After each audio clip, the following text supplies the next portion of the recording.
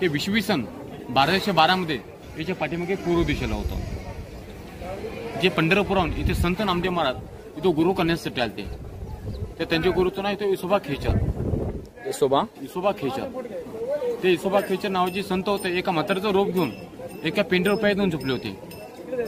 जे पंढरपूरमध्ये सर्व संतांचा मेळावा भरला होता.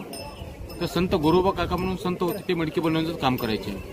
ते सगळ्याच्या डोक्यामध्ये हातोडा मारून बघायचे. त्यांना सांगितलं पंढरपूरमध्ये त्याचं कच्चं मडकं आहे, त्यानं गुरुमंत्र घ्यायचा आणि गुरु नाही तिथे जायचं म्हणून नामदेव महाराजाला पंढरपुराहून इथं गुरु करण्यासाठी पाठवलं होतं. तर त्यांच्या गुरुचं नाव विसोबा खेचर.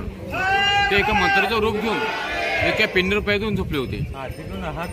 जर नामदेव महाराजांचा चमत्कार बघितला तुम्ही, हे काय एका महादेवाचा अपमान करतात, तुमचे पायाची बाजूला काढून ठेवा. हे विसोबा खेचर मी नामदेव महाराजाला मी म्हातारा झालो, माझ्या अंगामध्ये ताकद नाहीये, सहनशक्तता नाहीये, तुम्ही पाय उचला आणि बाजूला ठेवा. ज्यावेळेस नामदेव महाराजांनी विसोबा खेचरचे पाय उचलले तिथे पिंड निर्माण झाली. जसं पाय उचलला तिथे पिंड निर्माण झाली. त्याचं मंदिर बाहेर आहे. नामदेव महाराजांचं गुरुचं स्थान या ठिकाणी आहे विसोबा खेचर म्हणून विसोबा नामदेव महाराजाला एकच सांगायचं होतं विसोबा खेचर महाराजाला की कणाकणामध्ये परमेश्वर आहे. ते चमत्कार झाल्याच्या नंतर नामदेव महाराज मंदिरामध्ये आल्याच्या नंतर पूर्व दिशेला जाऊन कीर्तनांनी भजन करू लागले. ज्यावेळेस इसवी सन 1212 मध्ये जातीभेद भरपूर होता.